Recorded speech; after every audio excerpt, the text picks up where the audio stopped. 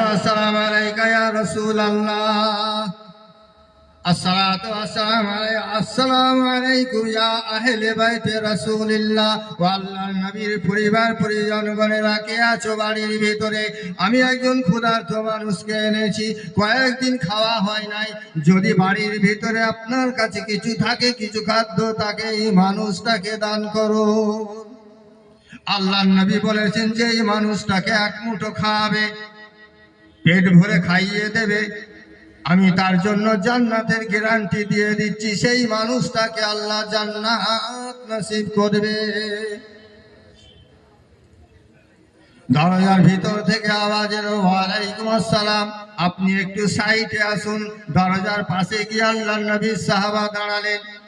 এমন সময় মা ফাতেমা রাদিয়াল্লাহু তাআলা আনহা পাঁচিলের উপর দিয়ে একটা চাদর দিয়ে দিলেন আর বললেন, এই চাদরটা নিয়ে চলে যাও, অমুক ইহুদির মুদিখানার দোকানে বন্ধক রেখে কিছু আটা কিংবা গম নিয়ে এসো। আমি নিজে হাতে রুটি তৈরি করে ওই মানুষটাকে খাওয়াবো। চাদরটা নিয়ে আল্লাহর নবীর সাহাবা চলে গেলেন।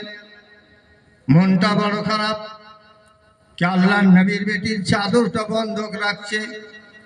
চাদরটা নিয়ে গিয়ে ইহুদির মুদিখানার দোকানে গিয়ে চাদরটা দেওয়ার সঙ্গে সঙ্গে তিনি কি করলেন, কে বললেন কে কিছু আটা কিংবা গম দেওয়া যাচ্ছে।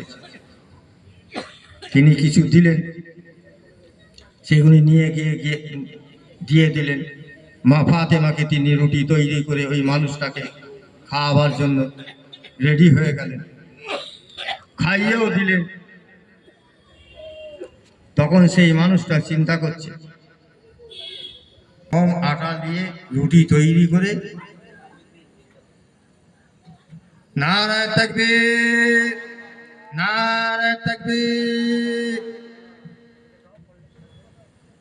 ফুরফুরা শরীফ, ফুরফুরা শরীফ, পীরজাদা জনাব মাওলানা ইমদাদউদ্দিন সাহেব, পীরজাদা জনাব মাওলানা ইমদাদউদ্দিন সাহেব, নারায়ে তাকবীর।